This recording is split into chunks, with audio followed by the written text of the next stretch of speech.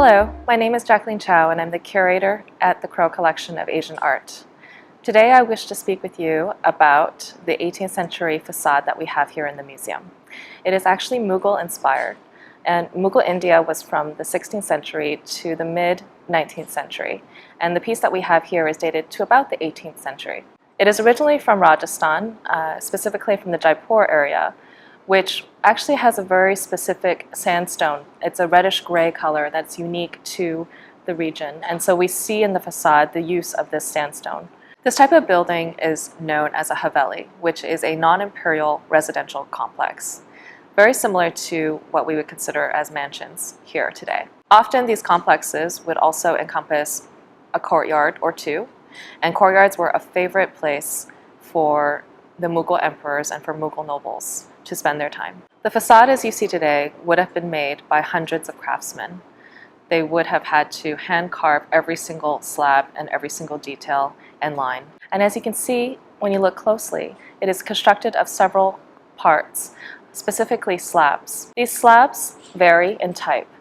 The first type I would describe as a jolly. The jolly is a specific term for an open work or patterned screen. And so we see specifically at the top portion of the facade a very open-worked screen layer that would have served as the railing for the balcony. The second type we see is a half jolly, where the stone slab is cut 2/3 down, and we're able to see a real emphasis and play with light and shadow. The jolly served an additional role for Muslim women. At the time, Muslim women were not allowed to be seen in public. And so the screens could serve as a way for these women to be able to see into the outside world without having to be seen or have to cover themselves up. Something you might not know about this facade is how it came to the museum. Originally in the 1980s, Trammell Company had been interested in acquiring the facade for installation in a new hotel project in Austin.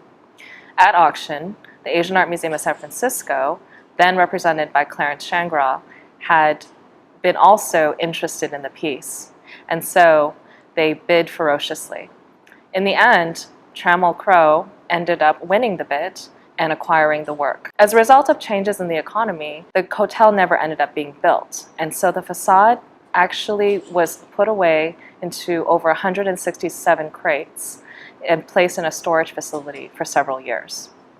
About 13 or so years later, after this auction occurred, and when the Crow Family Foundation decided to engage Clarence Shangra in helping with selecting pieces for the new museum to be built, now the Crow Museum today, you can imagine the surprise of Mr. Shangra when he discovered all of these hundreds of crates of this Mughal facade that he had so coveted.